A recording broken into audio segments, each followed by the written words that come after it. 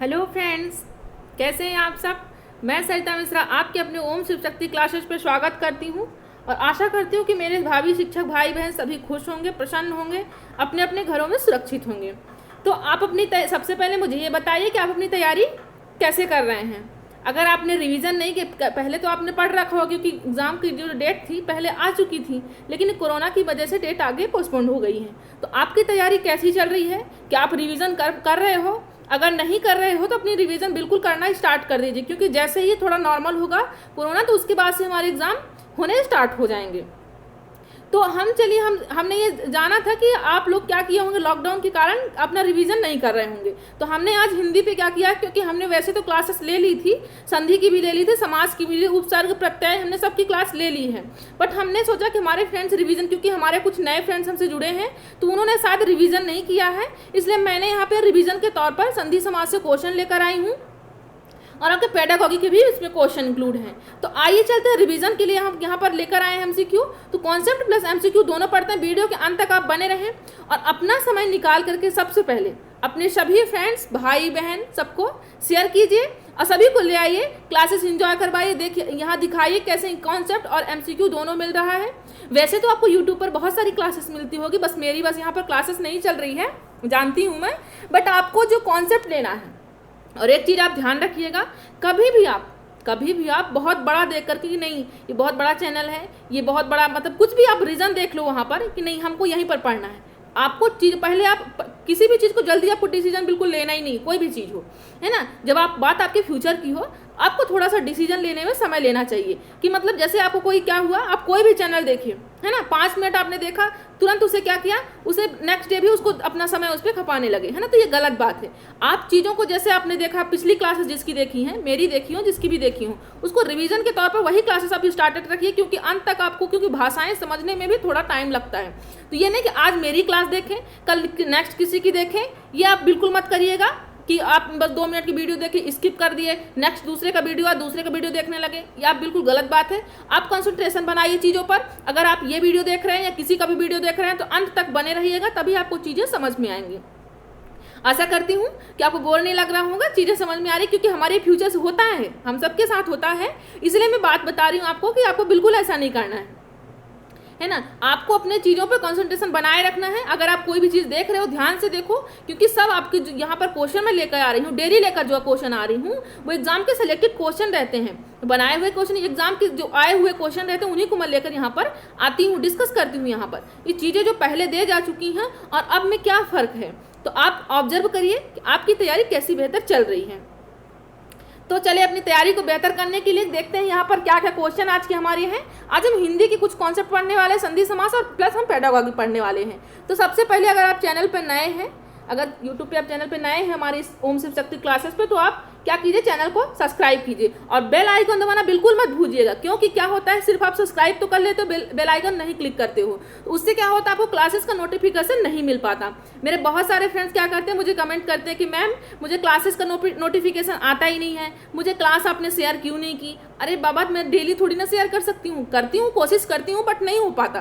तो आप लोग कोशिश कीजिए कि आप अपने चेक कीजिए आप लोगों ने क्या बेल आइकन की क्लिक प्रेस की है या नहीं की है बटन की, तो देख लीजिए और चेक कर लीजिए कि आपको, ताकि आपको डेली का नोटिफिकेशन मिल सके। मैं बिल्कुल नहीं चाहती कि मेरे कोई भाई बहन कोई भी छूटे, एक क्लास भी मिस नहीं करना चाहती कि कोई भी मेरा जो यहाँ पर जितने अभी तक मुझे मेरे फ्रेंड जुड़ चुके हैं मुझसे, वो चीज़ों से वंचित रह जाएं, चीज़ें सभी को मिलें। अगर वो मेरे साथ जुड़ चुके हैं, नहीं जुड़े हैं उनको भी आप जोड़िए, लेकिन जो जुड़ चुके हैं उनको तो मिलना ही मिलना चाहिए। तो नोटिफिकेशन के कारण आप वंचित नहीं रह जाए, मेरी यही इच्छा है।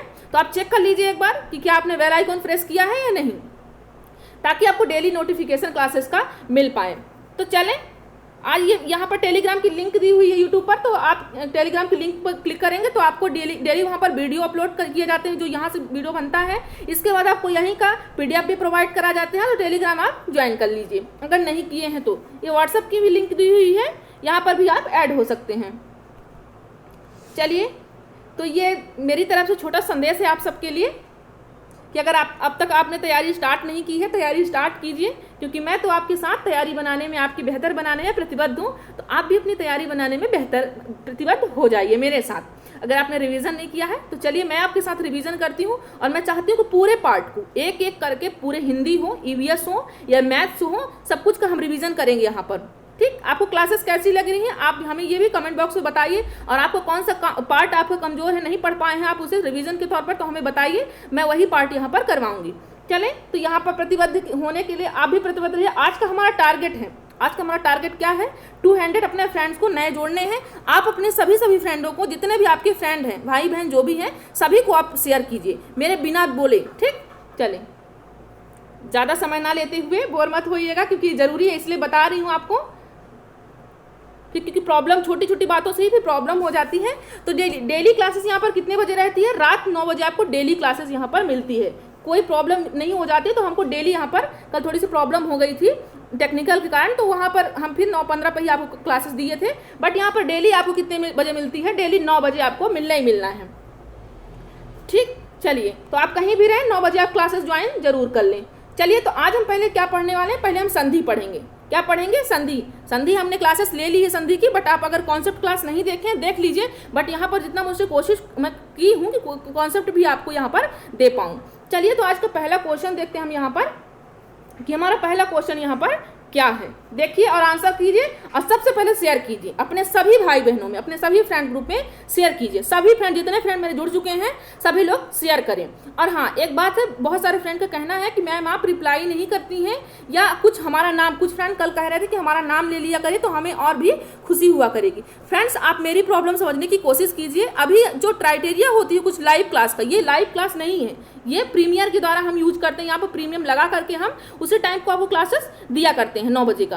तो प्रॉब्लम को समझने की कोशिश कीजिए, और अगर आप चाहते हैं कि लाइव क्लास जल्द ही मिले, हम एक दूसरे से बात कर पाएँ, एक दूसरे की प्रॉब्लम को समझ पाएँ, तो आप जल्द और भी फ्रेंडों को जोड़ें, तो हमें जल्द यूट्यूब से लाइव क्लासेस का हमको मौका मिल जाएगा। वो दिन बहुत दूर नहीं, क्योंकि हम बस थोड़े करीब हैं लाइव क्लास पाने के लिए। थोड़ा और आप कोशिश कीजिए, तो हम सभी फ्रेंड एक दूसरे की प्रॉब्लम भी सुन पाएंगे, और मैं एक दूसरे की बातें समझ भी पाऊंगी, क्योंकि चैट में सिर्फ चैट कर सकती हूँ, क्योंकि लाइव में नहीं दे सकती अभी। ठीक, चलिए, है तो एक लाइव ही, लेकिन आप हम बात नहीं कर सकते, सिर्फ चैट कर सकते हैं।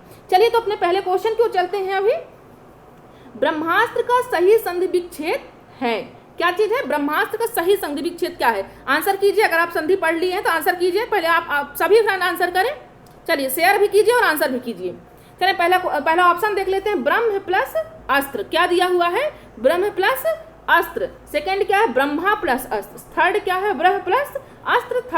फोर्थ क्या है, ब्रह्म प्लस अस्त्र दिया हुआ था। आंसर करें, सभी फ्रेंड आंसर करें। चलिए, आंसर कीजिए, सभी लोग आंसर करें। क्या है राइट आंसर आपका, चलिए देख लेते हैं यहाँ पर राइट आंसर क्या है। राइट आंसर है ऑप्शन नंबर सी। चलिए, मैं इसे थोड़ा कॉन्सेप्ट भी लेकर आई हूँ, देख लेती हूँ उसे कॉन्सेप्ट क्या है, यह है कौन सी संधि और क्या इसका कॉन्सेप्ट है। ब्रह्मास्त्र जो दिया हुआ है, ब्रह्मास्त्र जो दिया, ब्रह्म प्लस अस्त्र। ठीक, तो ये ब्रह्म यहाँ पर संधि विच्छेद। सबसे पहले आप क्या कीजिए, संधि को समझने के लिए, संधि में सबसे पहले ध्यान रखिएगा, आप संधि के भले आप कॉन्सेप्ट क्लास ले चुके हैं, लेकिन अगर आप रिवीजन नहीं कर रहे हैं तो संधि आपको बिल्कुल भूल जाएगी, क्योंकि थोड़े एक दूसरे से रिलेट रहते हैं, तो आपको भूलने में बहुत प्रॉब्लम हो जाएगी, मतलब समझ ही नहीं पाएगी ये कौन सी संधि है। संधि और समास, इनको रिवीजन करते रहोगे तभी आपको चीजें समझ में आएंगी। ठीक, तो चलिए देखते हैं यहाँ पर क्या है, ब्रह्म प्लस अस्त्र। जब हमने थोड़ा संधि विच्छेद किया तो यहाँ से क्या निकल कर आ रहा है, देखिए यहाँ से ये ब्रह्म प्लस अस्त्र है। ठीक, तो यहाँ पर निकल के क्या आ रहा है, कैसे आप जानोगे कि कौन सी संधि है ये, तो यहाँ से जब आप निकला ब्रह्म, तो यहाँ से ब्रह्म जब बोलोगे आप तो आ निकलेगा, और यहाँ से आपका आ तो निकल ही रहा है। जब दोनों मिलकर क्या बनाएंगे, ये छोटा आ है, ये भी छोटा आ है, तो आपको मालूम होगा कि संधि में, दीर्घ संधि में क्या होता है कि छोटा आ हो और छोटा छोटा मिलकर क्या बनाता है, बड़ा, यानी दीर्घ। हर्ष हर्ष मिलकर क्या बनाते हैं, दीर्घ बनाते हैं, वही क्या कहलाती है, हमारी दीर्घ संधि कहलाती है। तो यहाँ पर दोनों छोटा आ और छोटा आ मिलकर क्या बनाए, बड़ा आ मिलकर बनाए, ये बड़ा आ। और दीर्घ संधि में क्या होता है, हमारे सब कुछ बड़ा होता है, चाहे बड़ा आ हो, बड़ी ई हो, बड़ा ऊ हो। ठीक, चलिए तो देखिए यहाँ पर कि कॉन्सेप्ट भी लेकर आई हूँ मैं, छोटा आ प्लस छोटा बराबर मिलकर क्या बनाता है, बड़ा, और छोटी ई और छोटी ई मिलकर क्या बनाती है, बड़ी, और यहाँ छोटा ऊ प्लस छोटा ऊ मिलकर क्या बनाते हैं, बड़ा ऊ। तो यहाँ पर जब ब्रह्म ये जो बना हमारा, राइट ऑप्शन जो था हमारा, यहाँ पर देख लीजिए आप भी आंसर करते रहिए। यहाँ पर आ निकल, यहाँ से आ निकला, खा से आ निकला और ये आ तो आपका हई है, तो ये दोनों मिलकर क्या बनाए, बड़ा आ, ब्रह्मास्त्र। ये शब्द आपका क्या बना यहाँ पर, ब्रह्मास्त्र बना, तो ये बड़ा आ बना, यानी आपकी कौन सी है, ये दीर्घ स्वर संधि है। हमने संधि के बारे में कॉन्सेप्ट क्लास ले ली है, अपने नहीं देखी, देख लीजिएगा। ठीक, आपका राइट आंसर हो जाता है ऑप्शन नंबर सी, आपका राइट हो जाता है। चलिए आंसर करते रहिए, सभी लोग आंसर करें अपना राइट आंसर क्या है। लास्ट में आप अपने नंबर बताया करिए, आप लोग अपना नंबर नहीं बताते हैं। ठीक, मुझे पता चले कि मेरे फ्रेंड अभी कितनी तैयारी कर रहे हैं, कितना नहीं उनको करना बाकी है। चलें देखते हैं सेकंड क्वेश्चन की ओर अपने। प्रत्युपकार में कौन सी संधि है, कौन से प्रत्युपकार में कौन सी संधि है। हमारा पहला ऑप्शन है यहाँ पर गुण संधि, कौन सा है, गुण संधि। सेकंड क्या है, आयादी संधि है। थर्ड क्या है, यण संधि। चौथी क्या है, दीर्घ संधि। आंसर कीजिए सभी फ्रेंड, मेरे आंसर करें यहाँ पर कौन सी संधि है यहाँ पर। चलिए तो देखते हैं यहाँ पर कुछ कॉन्सेप्ट है, प्रत्युपकार में कौन सी संधि है। तो यहाँ पर राइट आंसर जो हो जाएगा वो हो जाएगा यण संधि। कौन सी, यण संधि। आपको पता होगा, जैसा कि अगर नहीं पता है तो देख लीजिएगा आप कि यहाँ पर क्या होता है, यण संधि में क्या होता है कि या और वा, या वा रा, तीन वर्ड यहाँ पर बनते हैं। और एक कॉन्सेप्ट है इसका, मैं आपको बता रही हूँ, आप ध्यान रखिएगा। जब कभी भी अगर आपको समझ में नहीं आ रहा है कि कौन सी संधि है, वैसे तो आप इसका कॉन्सेप्ट देखिए, बट आपको मान लीजिए एग्जाम में आपको कॉन्सेप्ट नहीं समझ में आ रहा है, ज़्यादातर 100 में 99% क्या होता है, यहाँ पर आधा वर्ण आपको मिलेगा। बीच में आपको जहाँ कहीं भी, जैसे प्रत्येक है, प्रत्येक, ठीक, इसका जब आप तोड़ोगे इसका तो क्या बोलो, इसको क्या लिखोगे, प्रति प्लस एक लिखोगे, है ना। तो यहाँ पर क्या हो, यहाँ पर भी आधा वर्ड, आधाता आपको मिल रहा है, अत्यधिक, प्रत्येक, है ना। तो ये सब क्या मिल रहे हैं आपको, आधे वर्ड मिल रहे हैं।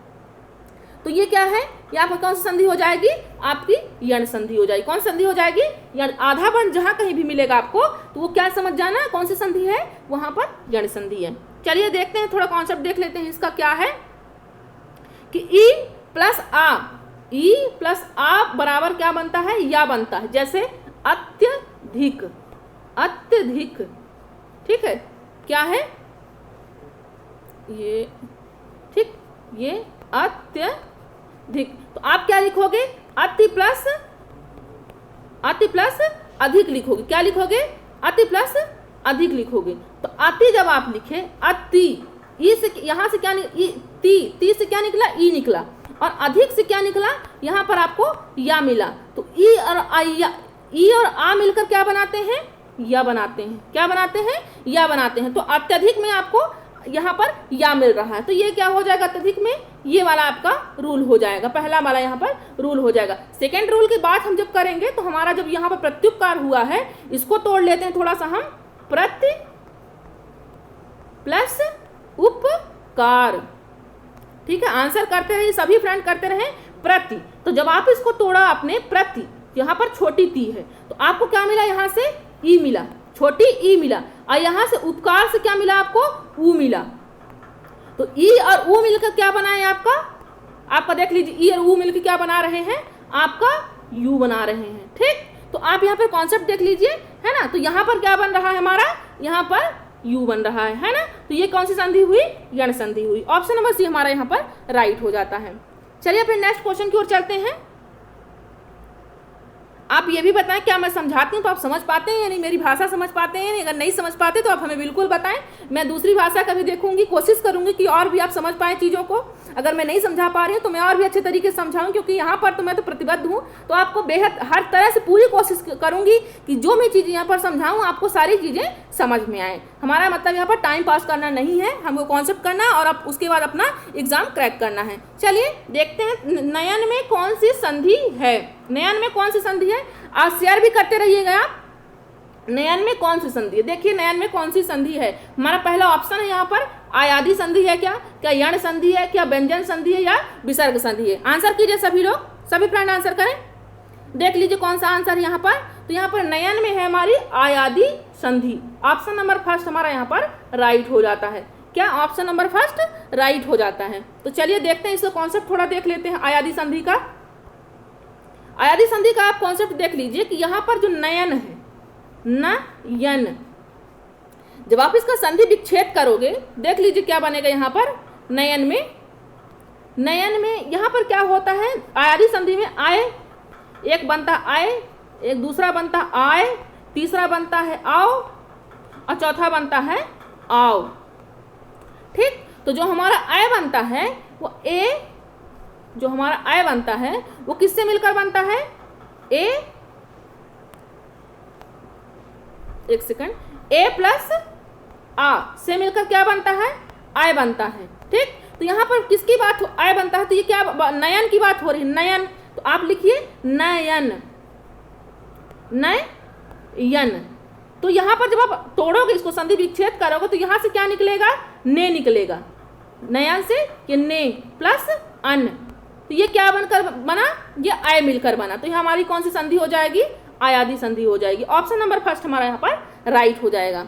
चलिए नेक्स्ट क्वेश्चन की ओर चलते हैं अपने हम। दिगंबर में कौन सी संधि है? दिगंबर में, चलिए आंसर कीजिए, दिगंबर में कौन सी संधि है?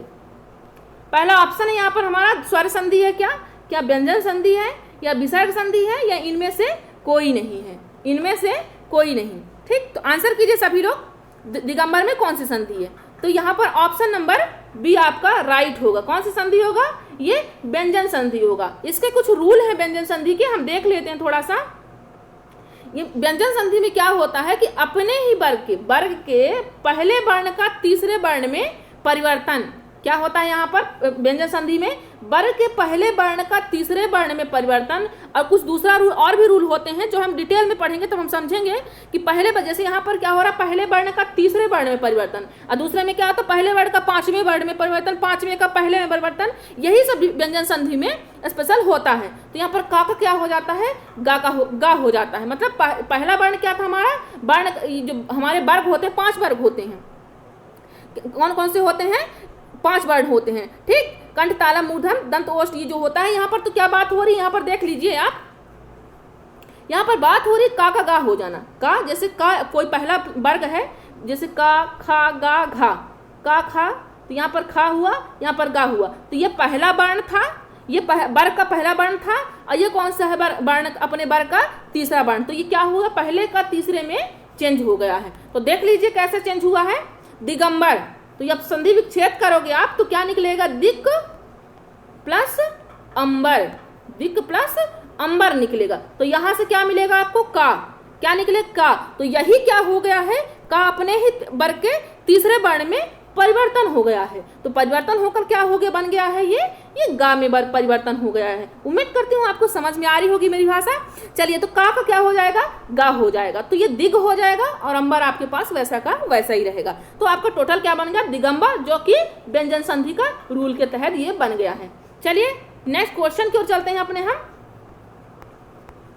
चलिए देखते हैं उच्छ्वास में कौन सी संधि है? उच्छ्वास में कौन सी संधि है? आंसर करें सभी लोग। उच्छ्वास में कौन सी संधि है? हमारा पहला ऑप्शन है यहाँ पर स्वर संधि है क्या, या व्यंजन संधि है, या विसर्ग संधि है, या इनमें से कोई नहीं? आंसर करें सभी लोग।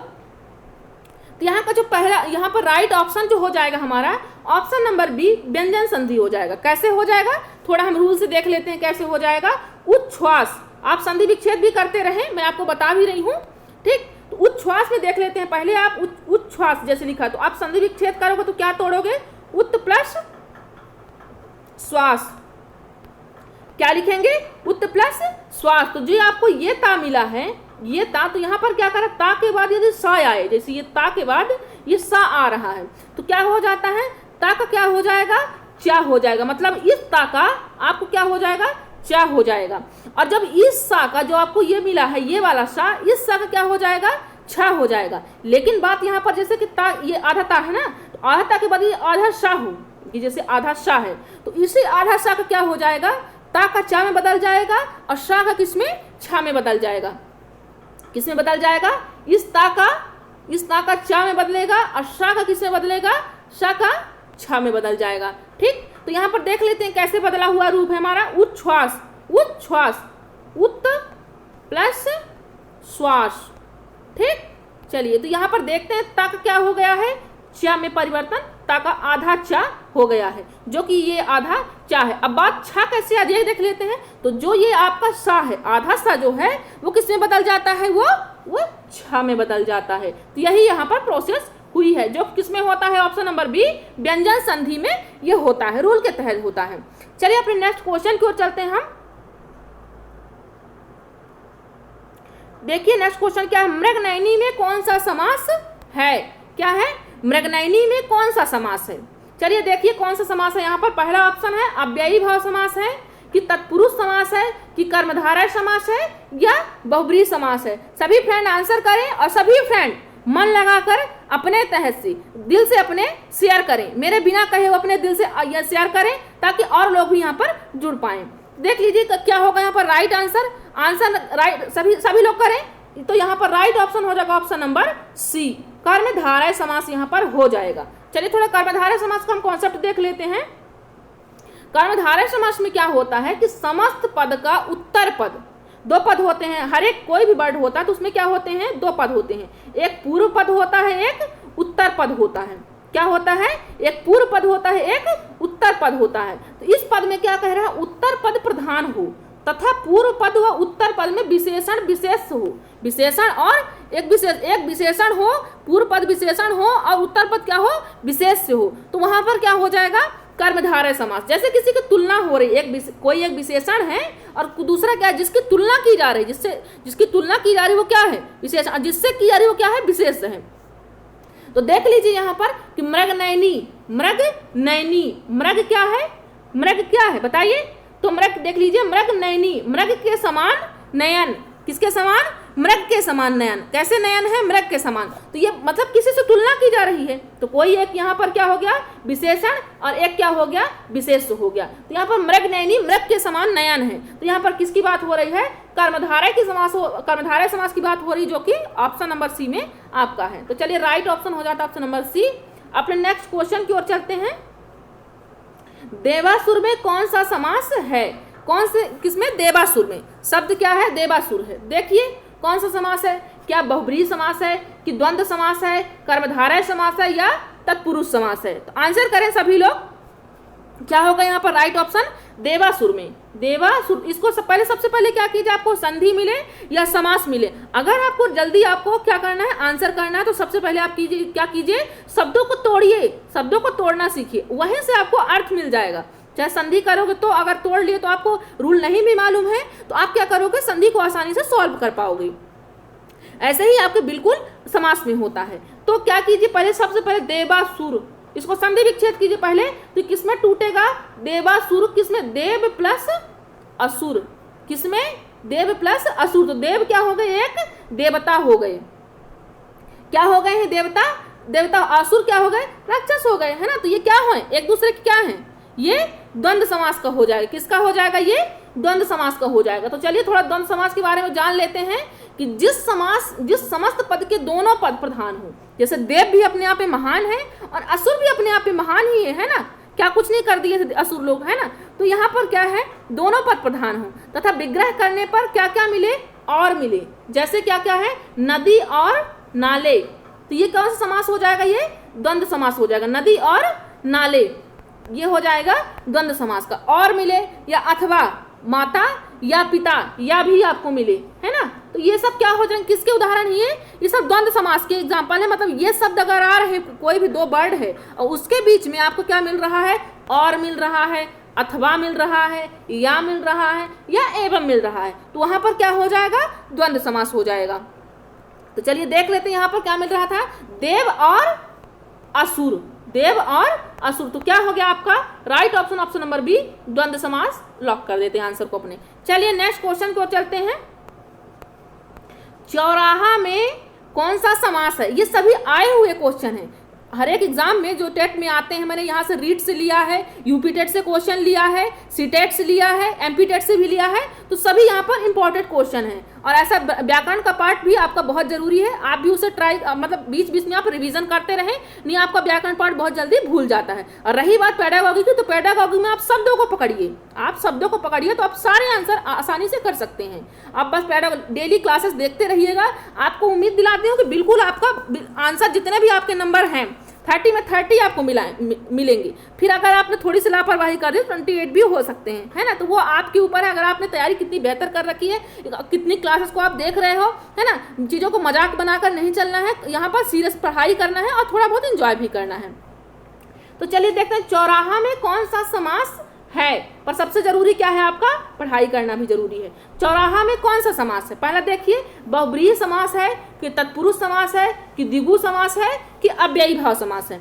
आंसर कीजिए कौन सा समास है यहाँ पर, चौराहा में कौन सा समास है। देखिए यहाँ पर जैसे कुछ संख्यावाची होते हैं, क्या होते हैं, तीन, त्रिफला है, जैसे चतुर्भुज, जैसे ये सब क्या है, संख्यावाची। यहाँ पर पहला पद क्या है, संख्यावाचक है। तो हमने क्या सुना है बचपन से, यहाँ डेफिनेशन क्या देखी, वो क्या होता है, द्विगु समास होता है। क्या होता है, द्विगु समास। और एक आपको ये भी बता देती हूँ, कभी कभी कंफ्यूजन हो जाता है द्विगु समास में।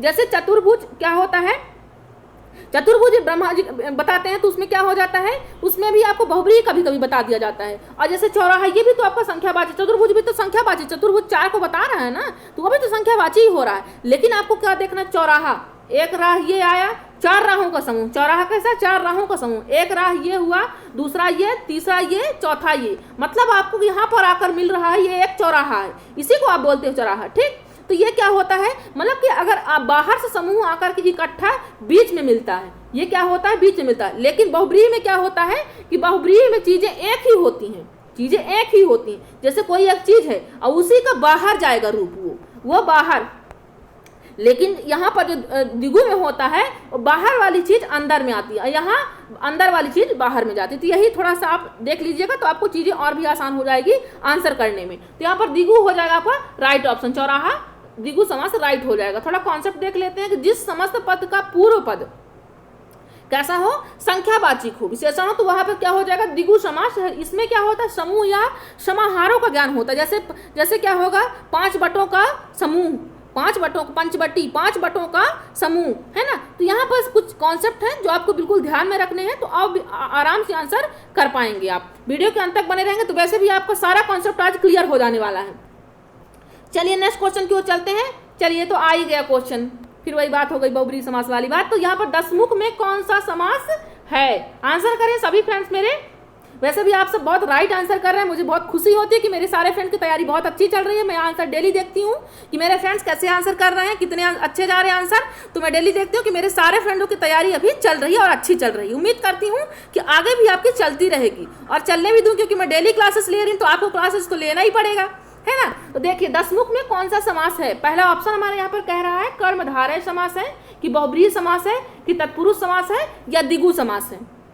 आंसर करें सभी लोग, क्या कौन सा समास होगा यहाँ पर। तो हमारा राइट ऑप्शन हो जाएगा ऑप्शन नंबर बी, दसमुख में क्या हो जाएगा, बहुब्रीहि समास हो जाएगा। क्यों हो जाएगा, थोड़ा कॉन्सेप्ट देख लेते हैं हम यहाँ पर कि जिस समस्त पद में कोई पद प्रधान नहीं होता, जिस समस्त पद में कोई पद प्रधान नहीं होता, बल्कि दोनों पद मिलकर तीसरे पद की ओर संकेत करते हैं। बहुब्रीहि में क्या होता है, जैसे पीतांबर, पीला है अंबर, अर्थात किसकी बात हो रही, वहां पर किसकी बात हो रही, कृष्ण जी की बात हो रही है ना।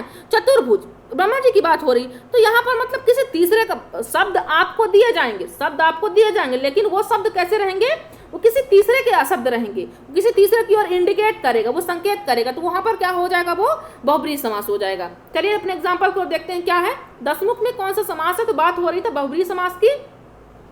अब जैसे हमने देखा था द्विगु समास में क्या देखा था कि जैसे आपका चौराहा है, ये चौराहा है, इधर गया, ठीक, ये एक कोई में राह है जो कि चारों ओर बटी हुई है। लेकिन यहीं पर दसमुख की बात जब की गई है, बहुब्रीहि की बात की गई, तो बहुब्रीहि में क्या हो रहा है कि जिस दसमुख किसका मुख है, अर्थात रावण की बात हो रही। तो रावण एक ही है, व्यक्ति क्या है, रावण एक है, लेकिन इसके सिर कितने हैं, 10 हैं, इसके 10 सिर हैं। तो ये क्या हुआ, ये बहुब्रीहि समास हुआ। मतलब यहाँ पर क्या हो रहा है, एक ही व्यक्ति के 10 नाम हैं, एक ही व्यक्ति के 10 विशेषता बता रही। लेकिन जहां पर समूह की बात हो रही है, मतलब बाहर से कोई समूह आकर के इधर से आकर के बीच में इंक्लूड हो रहे हैं। यही थोड़ा सा आप डिफरेंस देख लेंगे तो आपको चीजें और भी आसान हो जाएंगी। चलिए फिर नेक्स्ट क्वेश्चन की ओर चलते हैं। थोड़ा तत्पुरुष समास के भेद देख लेते हैं, क्योंकि आगे हम तत्पुरुष समास के बारे में पढ़ने वाले हैं। चलिए देख लेते हैं।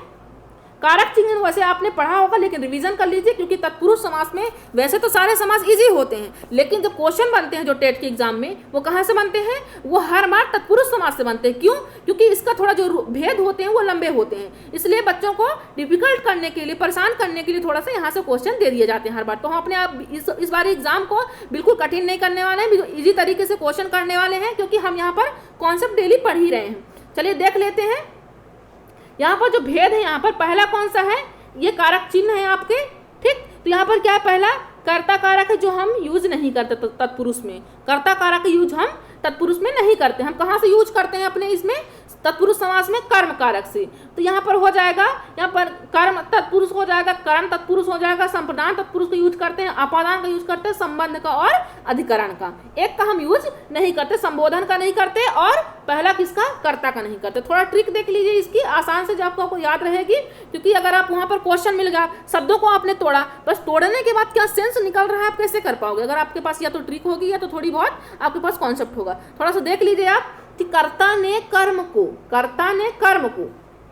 तो हमारे पास कर्ता तो है नहीं यहाँ पर, तो यहाँ पर क्या होता है? कर्म को करण से, संप्रदान के लिए, अपादान से, संबंध में क्या होता है? का के की, अधिकरण में क्या होता है? में पर। यहाँ पर जब कर्म की बात होगी तो वहां पर कर्म तत्पुरुष जब होगा, क्वेश्चन पूछा जाएगा आपसे, तो वहां पर क्या दिखा शब्दों के बीच में क्या रहेगा? को। क्या रहेगा? कर्म को, है ना। तो यहाँ पर जैसे गगन चुंबी, गगन को चूमने वाला, गगन चुंबी का अगर तोड़ोगे आप तो गगन को चूमने वाला, तो यहाँ पर को वर्ड बीच में आ रहा है ना, इसी तरह से क्या हो जाएगा? कर्म को हो जाएगा। ठीक, तो यहाँ पर देख लीजिए ऐसे करण से भी है एग्जाम्पल बनेगा, ऐसे संप्रदान से बनेगा। तो हम अपने देख लेते हैं कि यहाँ पर क्या बनने वाला है? कर्म को बनेगा, करण से बनेगा। अच्छा, आपके एक कॉन्सेप्ट बताने वाली है जो बहुत इंटरेस्टिंग है और बहुत ही इंपॉर्टेंट है, आपको बिल्कुल ध्यान से देखना है उसको। यहाँ पर करण से क्या हो जाएगा? से। और यहाँ पर अपादान भी क्या होता है? दो चीज, यहाँ पर भी से होता है, करण में भी से होता है और अपादान में भी से होता है। डिफरेंस दोनों में इतना है कि जो करण तत्पुरुष होता है से, जैसे एक एग्जाम्पल आपके पास है कि रोगग्रस्त है, रोग से आप क्या हो? ग्रसित हो। कैसा हो? रोग से आप ग्रसित हो। तो वो कौन सा समास हुआ है?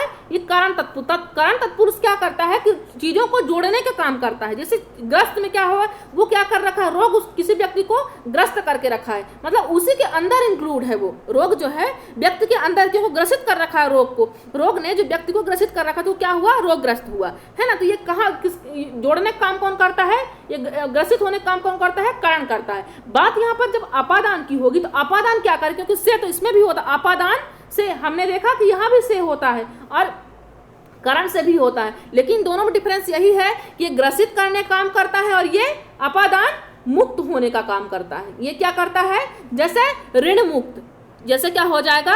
ऋण मुक्त, धनहीन यानी धन से हीन, उसके पास धन नहीं है, मुक्त हो गया है। और ये क्या चीज हो? ग्रसित, यानी इस चीज ये अपादान मुक्त कर देता है, ये ग्रसित कर लेता है, यानी इंक्लूड कर लेता है, ये बाहर कर देता है। तो आपके दोनों में ये डिफरेंस है। आपको बिल्कुल यही से क्वेश्चन इन्हीं दोनों से बनते हैं जो आपको बिल्कुल कंफ्यूज कर देते हैं क्वेश्चन में। तो आप इन चीजों को ध्यान रखेंगे तो आपका बिल्कुल आंसर गलत नहीं होगा।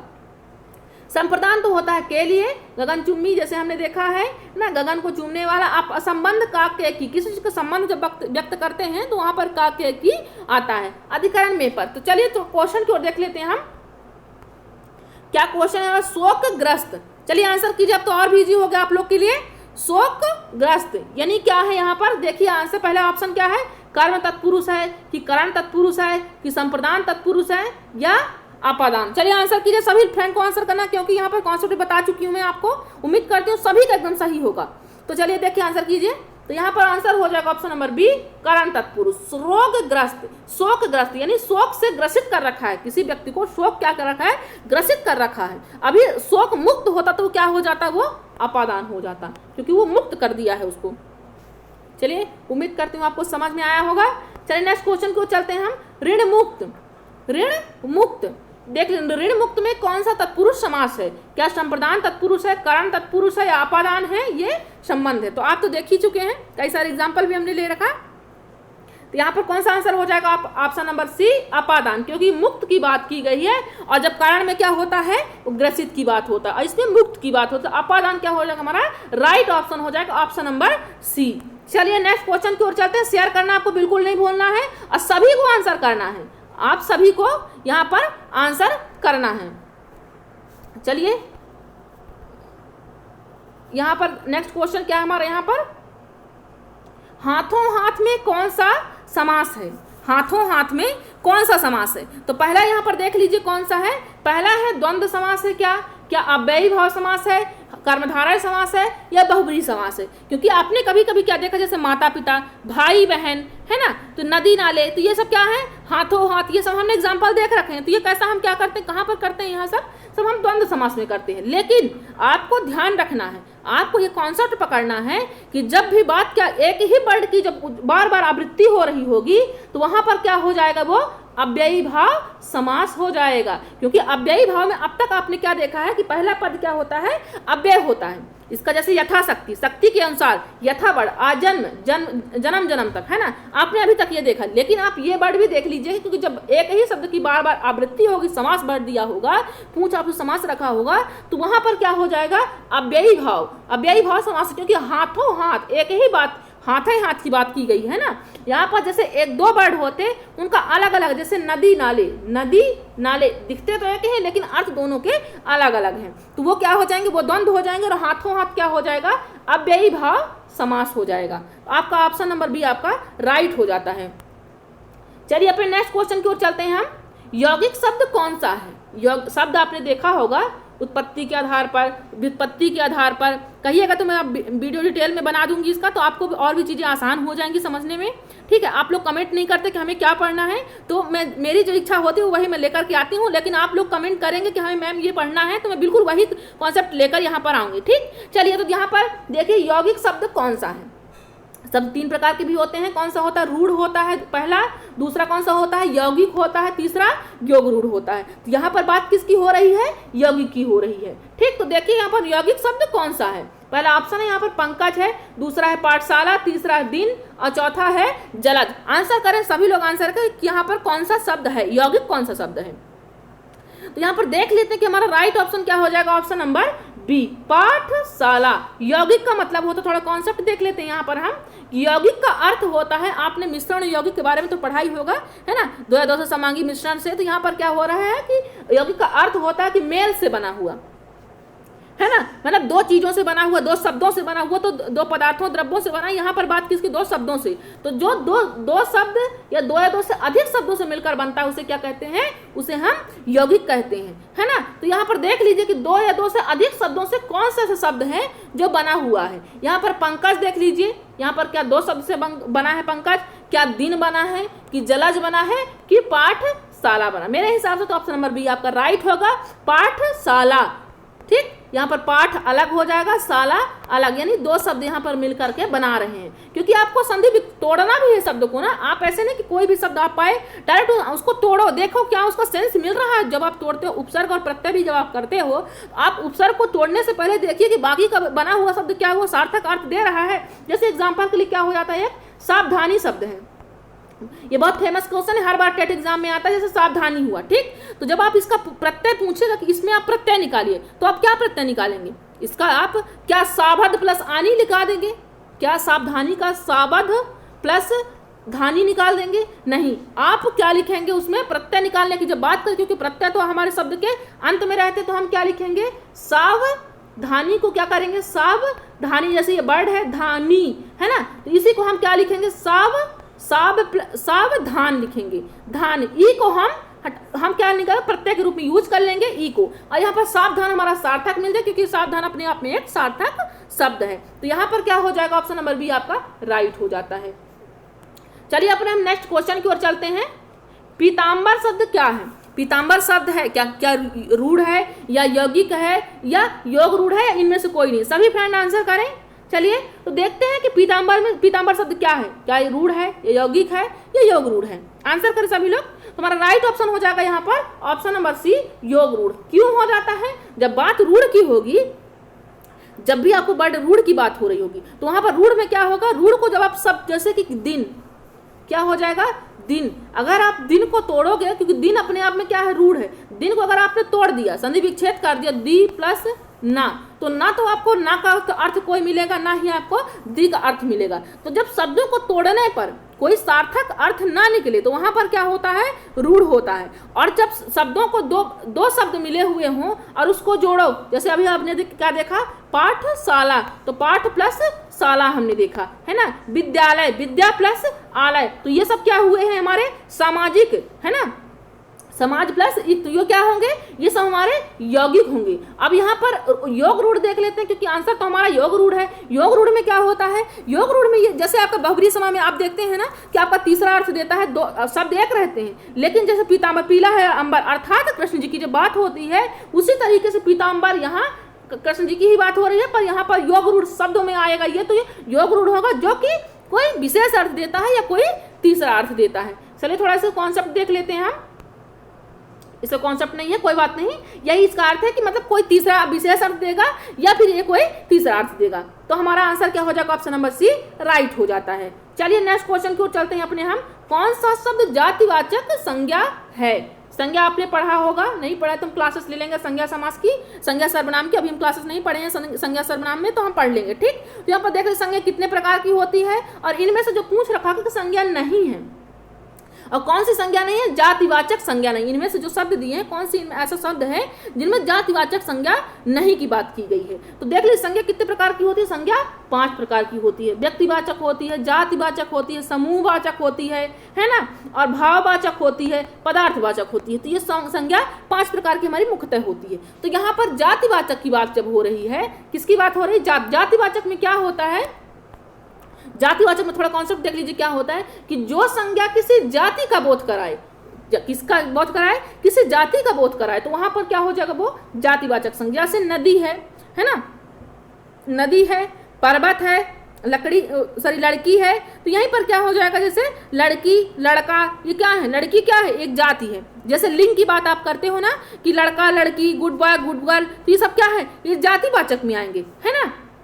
तो यहाँ पर क्या दे रखा है कि जातिवाचक संज्ञा नहीं है। तो जबान बिल्कुल है, क्योंकि जबान की बात क्या है, एक अवस्था आती है, तो ये क्या है, एक जाति। जैसे आप अवस्था के बाद ये दूसरी अवस्था आने वाली है, तो अपने आप में क्या है, विशेष है, इसीलिए क्या है, ये जातिवाचक संज्ञा है, क्योंकि जबान बालक है, युवा मतलब अवस्था बता रहा हूँ वहाँ पर। फिर दूसरा क्या है, बालक, ये भी बालक है, बालिका है, ये भी जाति के अंतर्गत आएगा। मनुष्य है, जानवर है, पशु है, पक्षी है, ये भी अपने आप में क्या है, जाति है। बात यहाँ सुंदर बचा हमारे पास। अब पूछ क्या रखा है, संज्ञा नहीं, सुंदर क्या है, अपने आप में एक विशेषता बता रहा है। कोई व्यक्ति सुंदर है, गंदा है, कुछ भी है, वो क्या है, वो विशेषण में आएगा। तो यह हमारा राइट ऑप्शन हो जाएगा, ऑप्शन नंबर सी। बात नहीं की हो रही है तो ये नहीं है। चलिए नेक्स्ट क्वेश्चन की ओर चलते हैं अपने हम। भाषा की प्रथम सार्थक इकाई होती है, भाषा की प्रथम सार्थक इकाई होती है। देखिए आंसर कीजिए सभी लोग, और शेयर भी करते रहिए। शेयर करने के लिए मैं नहीं कह रही हूँ, लेकिन आप शेयर करते रहें, अपने मन से करते रहें, क्योंकि हमको अपना टारगेट पूरा करना है और जल्दी से हमको लाइव में बात भी करना है, क्लासेस भी देखनी है, ठीक। चलिए तो देखते हैं पहला ऑप्शन यहाँ पर, भाषा की सार्थक इकाई, प्रथम सार्थक इकाई, मतलब कोई ना कोई वो सार्थक अर्थ देता हो। पहला ऑप्शन है यहाँ पर हमारा अक्षर है, दूसरा क्या है, शब्द है, तीसरा क्या है, वाक्य है, चौथा क्या है, कोई नहीं है। आंसर करें सभी लोग। तो यहाँ पर सार्थक इकाई की जब बात हो रही है तो ऑप्शन नंबर बी आपका राइट हो जाएगा, क्योंकि आपको सार्थक इकाई की बात हो रही, तो ना तो आपको अक्षर वैसे सार्थक इकाई मिल जाएगी, सार्थक अर्थ नहीं मिल जाएगा, ना आप पूरा वाक्य दे दोगे, वाक्य मिल सिर्फ, क्योंकि प्रथम पूछ रखा है। प्रथम जैसे पूछता है ना कि ध्वनि का सबसे छोटा वर्ण, बड़ा वर्ण पूछता है ना क्वेश्चन में, ऐसे प्रथम सार्थक इकाई की बात सिर्फ हो रही, वाक्य की बात, इकाई की बात हो रही है। तो यहाँ पर शब्द, क्योंकि प्रथम सार्थक एक शब्द ही, जैसे पीताम्बर में हमने पढ़ा, तो वो एक शब्द ही क्या दे रहा है, वो अर्थ दे रहा है, किसकी, भगवान श्री कृष्ण की बात कर रहा है। शब्द तो एक ही है, लेकिन वो बहुत ही सार्थक है, तो एक शब्द ही मायने रखता है ना। तो यहीं पर ऑप्शन नंबर बी आपका राइट हो जाएगा। चलिए नेक्स्ट क्वेश्चन की ओर चलते हैं अपने हम। शिक्षण प्रक्रिया में मूल्यांकन आवश्यक है, क्या है, शिक्षण प्रक्रिया में मूल्यांकन आवश्यक है। जब शिक्षण, जैसे क्लासेस में मूल्यांकन किया जाता है, तो उसका शिक्षण प्रक्रिया में मूल्यांकन क्यों आवश्यक है, किस किस कार्य के लिए मूल्यांकन किया जाता है। देख लीजिए यहाँ पर पहला ऑप्शन है हमारे यहाँ पर, पाठ्यक्रम में सुधार के लिए किया जाता है, या छात्रों की उपलब्धि का स्तर जानने के लिए किया जाता है, या शिक्षण कार्यों में सुधार के लिए किया जाता है, या फिर उपयुक्त सभी के लिए किया जाता है। सभी लोग आंसर करें अपना, किसके लिए किया जाता है शिक्षण प्रक्रिया मूल्यांकन।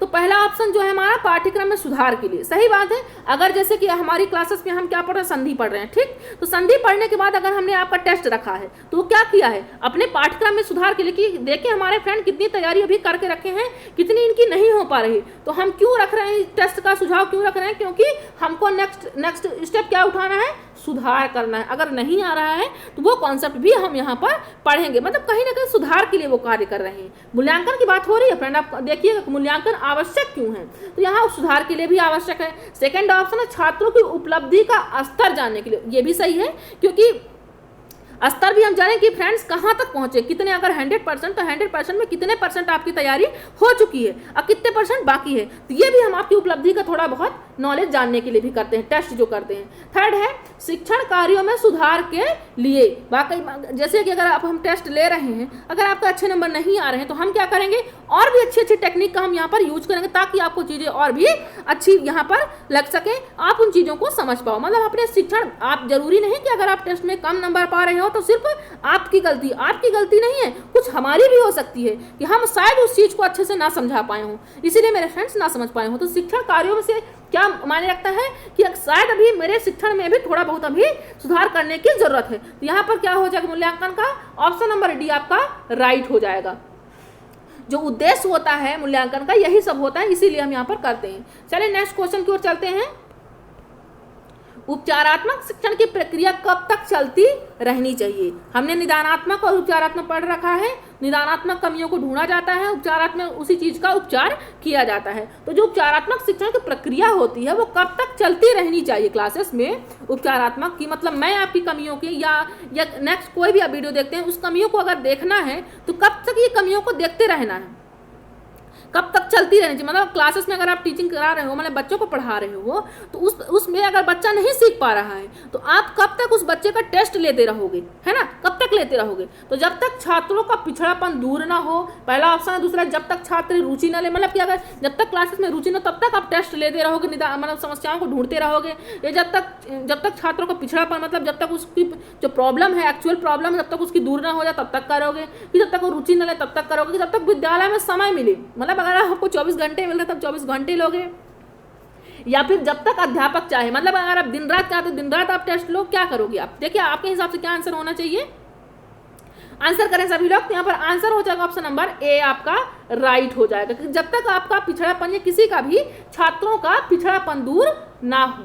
ठीक, वैसे तो मेरे फ्रेंड्स सभी आंसर सही कर रहे हैं, तो अभी ऐसी कोई गुंजाइश नहीं है, आगे भी बिल्कुल नहीं होगी, मैं उम्मीद करती हूँ। मेरे यहाँ जितने फ्रेंड हैं सभी बहुत टैलेंटेड हैं, है ना, अपनी तैयारी बहुत बेहतर कर रखे हैं। उम्मीद करती हूँ आगे ऐसी तैयारी अपनी बनाए रखिएगा, है ना। चलिए, क्योंकि जिस तरह मैं प्रतिबद्ध हूँ उस तरह आप भी प्रतिबद्ध होइए और शेयर कीजिए और भी फ्रेंडों को जोड़िए। चलिए नेक्स्ट क्वेश्चन की ओर चलते हैं। उच्च प्राथमिक स्तर पर, कौन से स्तर पर है ये बात किसकी हो रही है, उच्च प्राथमिक स्तर पर जरूरी है कि बच्चे क्या हो। यहाँ पर देख लीजिए पहला ऑप्शन क्या कह रहा है कि बच्चे का अतिरिक्त अभ्यास करें, बच्चे क्या करें, अतिरिक्त अभ्यास करें और परियोजना कार्य में इंटरनेट का प्रयोग करें। उच्च प्राथमिक स्तर जरूरी है बच्चे के लिए। देखिए आंसर कीजिए क्या जरूरी है यहाँ पर बच्चे के लिए। उच्च प्राथमिक स्तर 6 से 8 तक के बच्चों के लिए क्या जरूरी है यहाँ पर कि भाषा का अतिरिक्त अभ्यास करें और परियोजना कार्य में इंटरनेट का प्रयोग करें। भाषा का मतलब कि अगर आप हिंदी या हिंदी के अलावा भी आप अतिरिक्त अभ्यास करो और परियोजना कार्य नए नए प्रोजेक्ट बनाओ, इंटरनेट में प्रयोग करो, है ना। जरूरी नहीं कि आप इंटरनेट में प्रयोग करो, जिसके पास नहीं है सुविधाएं तो क्या वो प्रयोग नहीं करे, कुछ चीज़ों को नहीं समझेगा। चलिए अपने सेकंड को अपने ऑप्शन की ओर चलते हैं। समाचार पत्र में छपी किसी खबर, लेख या कही गई खबर का निहितार्थ अर्थ समझ सके। जैसे कभी कभी क्या होता है, कोई बाल पुस्तिका होती है ना, तो छोटी छोटी मैगजीन भी आती है, तो उनमें अच्छी अच्छी चीज़ें, नैतिक बातें, सामाजिक बातें उसमें बताई होती हैं। तो उनको भी अगर आप पढ़ते हो तो उनका क्या करो, छोटी छोटी खबरों का क्या करो, खबर है, लेख है या कही गई बात का खबर है ना, कौन क्या कहा है, मंत्री जी ने क्या कहा है, प्रधानमंत्री जी ने क्या कहा है, इन सारी बातों को खबर का निहितार्थ अर्थ समझ, मतलब उनमें जो जितनी चीज़ें दी हुई हैं तो उनका आप क्या करो, एक एक्चुअल अर्थ ले पाओ। क्या ये होना चाहिए, जरूरी होना चाहिए उच्च प्राथमिक स्तर पर। या थर्ड ऑप्शन है अपनी पाठ्य पुस्तक के सभी पाठों का अभ्यास कर सकें। ये तो जरूरी नहीं है कि अपने पाठ के सभी पाठों का अभ्यास कर लें, है ना, रट लें सभी पाठों का, है ना। अभी कभी क्या करते हैं बच्चे, कुछ ही चैप्टर पढ़ते हैं ना, तो जरूरी नहीं कि सभी को रट डालो आप, पर जितना पढ़ो उसका एक अर्थ सटीक आपको मालूम होना चाहिए। हमारा यहाँ पर चौथा ऑप्शन है भाषा के आकलन के लिए की जाने वाली सभी गतिविधियां समान रूप से हिस्सा ले। भाषा के आकलन के लिए की जाने वाली सभी गतिविधियों समान रूप से हिस्सा ले, मतलब भाषा के आकलन में जितनी प्रकार गतिविधियां किया जाए तो बच्चे क्या करें, जो उच्च प्राथमिक स्तर का बच्चा है वो क्या करे, वो गतिविधि में समान डेली वो हिस्सा ले। क्या करना चाहिए आपके हिसाब से, क्या करना चाहिए, आप आंसर कीजिए, क्योंकि बात यहाँ पर उच्च प्राथमिक की हो रही है। तो यहाँ पर जब बात अर्थ की हो, किसकी बात, अर्थ की हो रही हो, अर्थ समझ सके, मतलब वो ऑब्जर्व करने की बात यहाँ पर हो रही है, तो आपका राइट ऑप्शन नंबर बी हो जा रहा है। चलिए नेक्स्ट क्वेश्चन की ओर चलते हैं हम।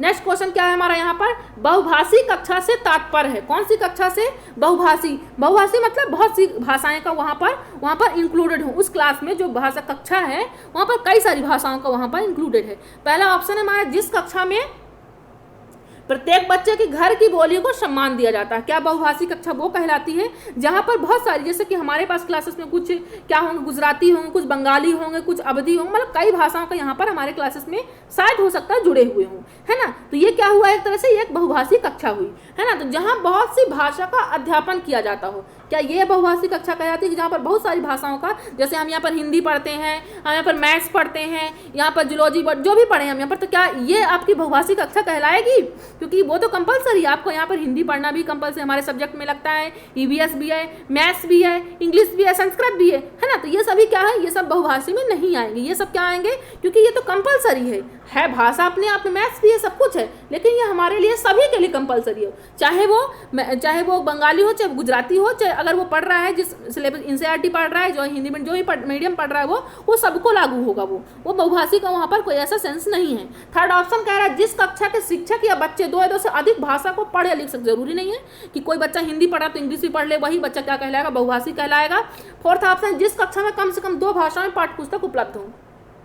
कभी कभी क्या होता है कि यहाँ पर जैसे मीडियम हिंदी भी लेकर आते हैं कुछ फ्रेंड्स, और कुछ क्या करते हैं, बोलते हैं कि मैम हिंदी भी लाइए, कुछ कहते हैं कि इंग्लिश मीडियम भी क्वेश्चन कर दीजिए। तो यहाँ पर कम से कम 2 भाषाओं को जब हम करेंगे तो ये भी कोई बहुभाषी के अंतर्गत नहीं आएगा। आंसर कीजिए सभी लोग। तो यहाँ पर राइट ऑप्शन क्या हो जाएगा हमारा, कि जिस कक्षा में प्रत्येक बच्चे के घर की बोली को सम्मान दिया जाता हो, मतलब कि जैसे आपकी एक कक्षा हो गई, ये एक कक्षा हो गई। अब इसी कक्षा में क्या करता है, कोई बच्चा क्या है, ये बंगाली है, यहाँ पर क्या है, दूसरा बच्चा क्या बैठा है, ये अवधी वाला बैठा है, यहाँ पर कौन बैठा है, गुजराती वाला बैठा है, यहाँ पर कौन बैठा है, हिंदी वाला बैठा है। तो यहाँ पर ये जो बीच की कक्षा है वो क्या कहलाएगी, वो आपकी बहुभाषी कक्षा कहलाएगी। मतलब कई प्रकार के यहाँ पर बोलियों का वहाँ पर बच्चे के घर की बोली को सम्मान दिया जाता है। तो ये कौन सी कक्षा कहलाई, वो बहुभाषी, क्योंकि जो बच्चा है गुजराती आए, चाहे अवधी आए, चाहे ये कन्नड़ आए, वो अपनी अपनी भाषा का, मातृभाषा का यूज तो वो अभी करेगा ही, छोटा बच्चा हो तो ठीक। तो यहाँ पर क्या कैसी कौन सी कक्षा चल रही है, बहुभाषी कक्षा चल रही है।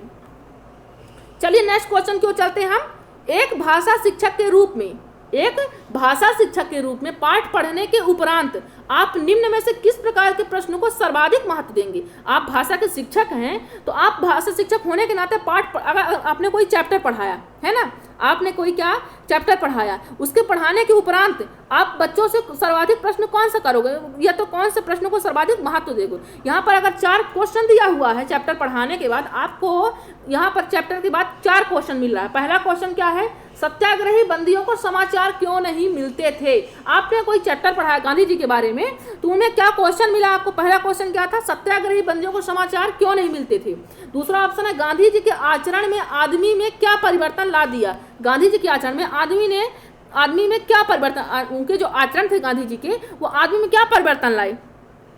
क्या ये क्वेश्चन सर्वाधिक महत्व देंगे, या गांधी जी को पुनः पुराने ब्लॉक में जाने का आग्रह क्यों किया गया, या इस पे आप फोकस करोगे, या गांधी जी के जीवन व्यक्तित्व की, यहाँ पर बात किसकी हो रही है, पर्सनालिटी यानी व्यक्तित्व की बात हो रही है, क्वालिटी की बात हो रही है। तो आपको व्यक्तित्व की किन विशेषताओं ने आपको प्रभावित किया है। मायने ये रखता है कि आप चीज़ों को पढ़े, ठीक है, आपने पढ़ा, पढ़ने के बाद उसका आपने सेंस कितना निकाला, कितना आपके जीवन में आपने उतारने की कोशिश कर रहे हो, कितना आपके जीवन में प्रभावित हुआ है वो चीज़ें जो आपने पढ़ी, ऑब्जर्व की हैं, ये आपके मायने रखता है। जैसे हमने देखा ना कि पढ़ने में सबसे महत्वपूर्ण क्या है, तो पढ़ने में सबसे महत्वपूर्ण है उसका अर्थ ग्रहण करना, ना कि सिर्फ पढ़ने को तो हम दिन रात पढ़ने, लेकिन उस दिन रात पढ़ने में आपने कितना ऑब्जर्व किया है, आपने कितना उतारा है अपने जीवन में, है ना, मायने ये रखता है। चाहे आप आधे घंटे पढ़ें, चाहे आप 10 घंटे पढ़ें, चाहे 4 घंटे पढ़ें, उन घंटों में आपने कितना अपने जीवन में जो आप पढ़े हो कितना सेंस दे रहा है, कितना आप ऑब्जर्व कर लिए उन चीज़ों को। ये तो कभी कभी होता है कि 2 दिन 3 दिन कंटिन्यू पढ़ते रहे, लेकिन वो क्या हो जाता है, भूल जाता है। लेकिन आप चीज़ों को क्या कीजिए, ऑब्जर्व कीजिए, रटिए नहीं, ठीक। तो यहाँ पर बात किसकी हो रही है, गांधी जी के जीवन व्यक्तित्व किन विशेषताओं ने आपको प्रभावित किया और क्यों, बात क्यों क्या, ये तर्क की बात हो रही है। आप बच्चे को सबसे ज्यादा महत्व किस प्रश्न पर दोगे, यहाँ पर आप भाषा के शिक्षक में ऑप्शन नंबर डी पर आप फोकस करोगे, यही, क्योंकि यहाँ पर व्यक्तित्व की बात हो रही, विशेषताओं की बात हो रही है और यहाँ पर क्या क्यों की बात हो रही थी। ये आपका ऑप्शन नंबर डी राइट हो जाता है। चलिए नेक्स्ट क्वेश्चन की ओर चलते हैं हम। रचनात्मक आकलन से सही तरीका है। आकलन दो प्रकार के होते हैं, रचनात्मक आकलन और योगात्मक आकलन होता है। तो यहाँ पर जो रचनात्मक आकलन का सबसे सही तरीका है, तो कौन सा तरीका, देख लीजिए कि कहानी पढ़कर प्रश्न बनाओ। पहला ऑप्शन क्या है, कहानी पढ़कर प्रश्न बनाओ, कहानी पढ़कर 5 मुहावरे छांटो, कहानी पढ़कर प्रश्न के उत्तर दो, कहानी पढ़कर 3 निश्चित वाक्य बनाओ। जो हम अगर हम आपका मूल्यांकन कर रहे हैं, आकलन कर रहे हैं यहाँ पर, तो आकलन करने का मेरा सबसे सही तरीका इन 4 ऑप्शन में कौन सा होना चाहिए। क्या मैं आपको कह दूं कि 5, क्या एक काम कीजिए, आप कहानी पढ़िए और उनमें से 5 मुहावरे छांट लीजिए, तो इससे क्या आपको कुछ मिलने वाला है, आपने छांट के रख लिया तो, या कहानी पढ़ प्रश्नों के उत्तर दीजिए, क्या इससे कुछ मिलने वाला है, या कहानी पढ़े कोई 3 निश्चित वाक्य बना लीजिए। वाक्य तो आपको ऑलरेडी वही कहानी से ही मिल जाएंगे, 3 वाक्य उठा करके आप दे दोगे। तो यहाँ पर सबसे सही तरीका, अगर आप आकलन लेना चाहते हो बच्चों का, तो आप क्या कहोगे कि आप एक काम कीजिए कि आप यहाँ पर चैप्टर तो पढ़ लिए, ठीक है, आप इसी चैप्टर क्या कीजिए, प्रश्न बनाइए, है ना, कि आप वहां पर क्या कीजिए, उसी चीज का प्रश्न बनाए, कितने प्रश्न यहाँ से उठ सकते हैं, कितने प्रश्न बन सकते हैं, है ना। तो ये चीज आप करवाओगे, तो मतलब ये क्या करवा रहे हो, उसको ऑब्जर्व करवा, उसको इंक्लूड करवा रहे हो चीजों में, कि आप क्या करो, बनाओ। यहाँ पर क्या है, करके सीखना है या बनाओ। तो करके सीखने पर यहाँ पर बात एनसीएफ करता है, तो यहाँ पर क्या हो जाएगा, हमारा ऑप्शन नंबर फर्स्ट राइट हो जाएगा, क्योंकि सबसे सही तरीका पूछा है रचनात्मक आकलन का। चलिए अपने नेक्स्ट क्वेश्चन की ओर चलते हैं हम। बोर तो नहीं हो रहे हैं आप सब बिल्कुल ना, कि क्लासेस बहुत लंबी हो रही हैं, अगर बोर हो रहे हैं तो प्लीज़ मुझे कमेंट कीजिएगा, तो मैं क्लासेस यहीं पर रोक दूंगी। चलिए ठीक है, मैं चाहती हूँ कि क्योंकि डेट तो कभी भी आ सकती है, तो हम चीज़ों को, क्योंकि हम थोड़ा लेट से जुड़े हैं, तो इसके लिए मैं क्षमा हूँ, और मैं चाहती हूँ कि आप चीज़ों को ऑब्जर्व कर पाएँ और जल्दी, ठीक। चलिए तो देखते हैं अपने नेक्स्ट क्वेश्चन की ओर। बच्चों की भाषा प्रयोग संबंधी त्रुटियों पर अधिक प्रतिक्रिया व्यक्त करना अथवा उन्हें इंगित कर रहना। बच्चे अगर क्लास में क्या कर रहे हैं, कोई त्रुटि कर रहे हैं, तो उनमें प्रतिक्रिया व्यक्त करने के लिए, उन्हें इंगित करने के लिए, अगर कोई बच्चा क्या कर रहा है, गलत लिख रहा है, गलत पढ़ रहा है, तो उनको आप इंडिकेट करना चाहते हो कि बच्चा कि तुम गलत पढ़ रहे हो, गलत लिख रहे हो। तो इनमें से जो ऑप्शन दिया है, तो वो सबसे ऑप्शन बेस्ट कौन सा है, देख लीजिए क्या कर, अगर बार बार आप क्या कर इंडिकेट कर रहे हो, बेटा तुम गलत कर रहे हो। जैसे हमने क्या देखा था, कल क्वेश्चन में देखा था, रेलगाड़ी को रेलगाड़ी लिखती है, तो अब टीचर को हमने क्या बताया था कि क्या करेगी टीचर, कि वो एक सही शब्द और एक जो बच्ची गलत शब्द लिखी है, उन्हीं को क्या करवाएंगे, मीडिएटर बनाकर क्या करेंगे, दिखाएंगे कि बेटा तुम देखो कि यहाँ पर कौन में किस में अंतर है। तो बच्चे क्या करेंगे, खूब ऑब्जर्व करें कि नहीं, यहाँ पर सर ने तो रेलगाड़ी लिखी है, लेकिन मैं तो यहाँ पर क्या लिखी हूँ, रेलगाड़ी लिखी हूँ, तो कहीं ना कहीं थोड़ा सा यहाँ पर रॉन्ग है। तो वो चीज़ों को खुद ही ऑब्जर्व करेगी। तो जब बार बार आप टोका टोकी करोगे, नहीं यार तुम गलत पढ़ रहे हो, तुम बिल्कुल गलत पढ़ रहे हो, तुम्हें समझ में नहीं आने वाला है ना, तो वहाँ पर बच्चा क्या करेगा, यार बार बार मुझे सर गलत कर देते हैं, मैं अब नहीं निकलवाना, मुझे आता ही नहीं, तो सर मुझे बहुत डांट करते हैं, मैं कुछ भी नहीं करने वाला, है ना। तो बच्चा क्या करेगा, बार बार गुस्सा होने लगेगा। तो बार बार आप इंगित करो, प्रतिक्रिया व्यक्त करना, उन्हें इंगित करना कि यार तुम गलत कर रहे हो। तो यहाँ पर क्या दिखा रहा है, भाषा शिक्षक का परम दायित्व तो इसका करना चाहिए बच्चा को, भाषा प्रयोग संबंधी त्रुटियों के, अगर आप शिक्षक हो, भाषा शिक्षक हो, तो क्या ऐसा करना चाहिए, क्या भाषा शिक्षक का परम दायित्व है कि बार बार उसको इंगित करे, इंडिकेट करे तुम गलत कर रहे हो। यह जरूरी है, ये करना कि इंडिकेट करना ही जरूरी है, इससे बच्चों की भाषा में सुधार हो सकता है। आपका आंसर सुटेबल क्या, आप आंसर करते रहिए, शेयर भी करते रहिए। चलिए नेक्स्ट ऑप्शन देखते हैं, बच्चों की भाषिक अभिव्यक्ति को अवरुद्ध कर सकता है, या बिल्कुल जरूरी नहीं कि बच्चे स्वयं ही सब कुछ सीख सकते हैं। तो यहाँ पर राइट ऑप्शन हो जाएगा ऑप्शन नंबर सी।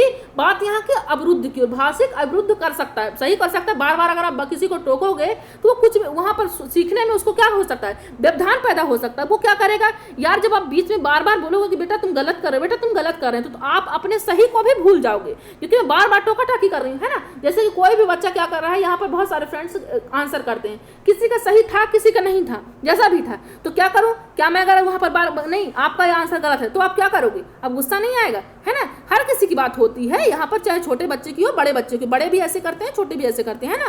तो यहाँ पर क्या कर, छोटे तो और खासकर छोटे हो तो उन्हें तो बिल्कुल भी समझ नहीं, आप लोग तो समझ भी जाओगे कि नहीं मैम सही कह रहे हैं, थोड़ा हमें और भी इसको प्रयास करना चाहिए, है ना। पर बच्चे तो बिल्कुल नहीं समझेंगे, तो डर जाएंगे कि नहीं यार मैं गलत कर रहा हूँ, तो मुझे अब नहीं सीखना चाहिए, मुझे हर बार डांटते हैं। तो वो क्या करेगा, उनको अवधान पैदा, उसको सीखने में क्या कर सकता है, अवधान पैदा कर सकता है। चलिए नेक्स्ट क्वेश्चन की ओर चलते हैं अपने हम। बच्चों की समृद्ध भाषिक परिवेश उपलब्ध कराने में, बच्चों की समृद्ध भाषिक परिवेश उपलब्ध कराने में कौन सहजता से योगदान दे सकता है? बच्चों को क्या करना चाहते हो आप? भाषिक परिवेश यानी भाषा का परिवेश वहां पर उपलब्ध कराना चाहते हो, सहजता से योगदान देना चाहते हो कि बच्चा क्या कर पाए, भाषा को ऑब्जर्व कर पाए, उसका परिवेश देना चाहते हो, भाषा सीखने का, समझने का।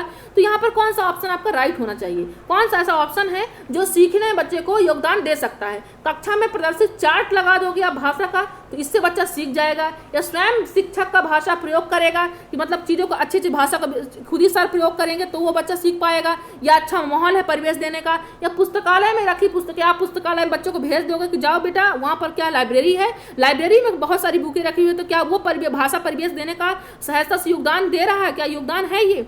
भाषा प्रयोगशाला के अभ्यास में क्या आप कहाँ भेज दोगे? लेबोरेटरी में भेज दोगे? नहीं, जाओ आप कहाँ लैब में जाओ, वहाँ पर देखो भाषा प्रयोग करो, प्रैक्टिकल करो। तो ऐसा कुछ नहीं होने वाला यहाँ पर, क्योंकि यहाँ पर राइट ऑप्शन हो जाएगा स्वयं शिक्षक भाषा का प्रयोग। क्योंकि जितनी बात जो बच्चे का रोल मॉडल होता है वो कौन होता है? टीचर होता है ना। तो टीचर क्या करेंगे, जितने अच्छे शब्दों का प्रयोग करेंगे तो बच्चा क्या करेंगे, उतने अच्छे भाषिक परिवेश उपलब्ध कराने में उनको मदद कर, मतलब वो भी ऑब्जर्व करें कि मैम मेरे से अगर मैं आपसे बदतमीजी से अगर बात करूं तो आप क्या मेरे से प्यार से बात करोगे? नहीं करोगे, है ना। तो क्या हो जाएगा, यहाँ पर अपोजिट होने लगेगा। तो अगर मैं आपसे प्यार से बात करूँ, आप मेरे से एक दूसरे से प्यार से बात करना चाहिए। तो यहाँ पर हमें क्या करेंगे, आपको इंक्लूड कराएंगे स्वयं भाषा का प्रयोग, स्वयं शिक्षक का भाषा प्रयोग सही होना चाहिए, है ना। तो ये क्या है, ये एक भाषिक परिवेश है, मतलब कि ये हम क्या दे रहे हैं, सहजता से उपलब्ध करा रहे हैं, ताकि आप चीज़ों को और भी कि नहीं मैम मेरे से बहुत प्यार से बात करनी है, हमें भी ऐसे ही बात करना चाहिए मैम से, है ना। चलिए, तो यहाँ पर ऑप्शन हो जाएगा ऑप्शन नंबर बी। चलिए नेक्स्ट क्वेश्चन की ओर चलते हैं। उच्च प्राथमिक स्तर पर कहानी कविता पढ़ने के बाद जरूरी है कि बच्चे, अगर क्लासेस कैसी है, उच्च प्राथमिक स्तर है ना, तो यहाँ पर क्या होगा, कहानी है, कविता है, इनको पढ़ने के बाद जरूरी क्या है? अगर आप उच्च प्राथमिक स्तर पर बच्चे में क्या पढ़ा, कहानी पढ़ा रहे हो, कविता पढ़ा रहे हो, उसको पढ़ाने के बाद क्या जरूरी क्या है बच्चे के लिए, कि प्रश्नों को लिखित उत्तर दे सके, उसे अपने शब्दों में दोहरा सके, उन्हें अपने अनुभव संसार से जोड़ सके, या विपरीत भाव की कहानी या कविता लिख सके। मतलब अगर कोई आपने स्टोरी देखी है ना, क्या देखा आपने, कोई स्टोरी देखी, आपने पोएम पढ़ा, उसके बाद आपको क्या करना चाहिए, उसे क्या करना चाहिए कि हमने एक स्टोरी देखी है ना, कि आपने क्या मतलब असफलता के विषय में हो, कोई भी स्टोरी आपने मोटिवेशनल देखी हो, जैसा भी आपने देखा हो, तो उसे क्या करोगे कि नहीं वहाँ पर ये चीज़ें बताई गई हैं, मतलब करत करत अभ्यास से जड़मत होत सुजान रसरी आवत जात के शिल्प पर, मतलब अभ्यास करने से कुछ भी हो सकता है ना, बड़े से बड़े महारत मिल सकती है हमको। तो वहाँ क्या करोगे आप, ऐसा आपने सेंटेंस अगर देखा, करत करत अभ्यास मतलब बार बार प्रयास करने से सब कुछ संभव है, वो उसे क्या कर रहे हो कि यार मुझे भी करना चाहिए, अगर बार बार मैं करूँगा तो क्यों नहीं होगा। तो मतलब क्या कर रहे हो आप अपने रियल लाइफ से उसको जोड़ रहे हो, उन्हें अपने अनुभव संसार से जोड़ सको। मतलब पढ़ने के बाद उसको आप जोड़ो, ये नहीं कि पढ़ी फिर रद्दी में डाल दो उसको, है ना। चीज़ों को पढ़ो तो उसको ऑब्जर्व भी करो, चीज़ें ऐसी पढ़ो जो आपके अर्थपूर्ण हो, ऐसे वाक्य बोलो जो अर्थपूर्ण हो, है ना। किसी को ऐसे बातें नहीं बोलना चाहिए जो बुरी लगे, क्योंकि वाणी ही सब कुछ कराती है हमारी, है ना। तो अच्छे वाक्य बोलिए और अपने जो अच्छी चीज़ें हैं ऑब्जर्व करिए, है ना, और चाहे ज्ञान कहीं से भी मिले उसको लेना चाहिए। ठीक, चलिए नेक्स्ट क्वेश्चन की ओर चलते हैं अपने हम। तो चलिए शायद आज का क्वेश्चन बस इतना ही था, आज के लिए बस इतना ही। आपको सेशन कैसा लगा, अपने सभी फ्रेंड्स, मेरे जितने फ्रेंड आंसर किए हुए हैं सभी कमेंट बॉक्स में अपना नंबर बताएंगे, कितने कितने नंबर आ रहे हैं, उसके अनुसार मैं आपकी तैयारी को और भी बेहतर कराऊंगी। ठीक, और मुझे खुशी होती है कि मेरे फ्रेंड्स के इतने नंबर आ रहे हैं। चलिए, तो अगर शेयर नहीं किया है तो शेयर कर दीजिए ताकि सभी को मिल सके। अगर आपको वीडियो पसंद आई होगी तो आप जरूर लाइक कीजिए, कहने वाली बात नहीं है, लेकिन फिर भी अगर कह रही हूँ तो आप कर सकते हैं। और आप चैनल को सब्सक्राइब कर लें, और करने के बाद बेल आइकन जरूर प्रेस कर लें, क्योंकि आपको नोटिफिकेशन की बहुत प्रॉब्लम आ रही है, बार बार कमेंट आने की मैम मुझे नोटिफिकेशन नहीं मिल पा रहा है। तो ये आपकी प्रॉब्लम, देखिए आपने क्या आइकन नहीं प्रेस किया है बेल आइकन का, तो आप देख लीजिए और चेक कर लीजिए, ताकि आपको डेली क्लासेस 9 बजे यहाँ पर, कितने बजे, आपको 9 बजे डेली आपको क्लास यहाँ पर मिल जाएगा। अगर कोई टेक्निकल इशू होता है, 10-15 मिनट लेट हो सकता है, तो हम आपको मैसेज जरूर देंगे, लेकिन आपको डेली मिलेगा कितने बजे, 9 बजे आपको डेली मिलेगा। अगर थोड़ी देर भी हो तो हम आपको मैसेज जरूर डाल देंगे। ठीक, चलिए, तो आज के लिए बस इतना ही। जय हिंद, जय भारत।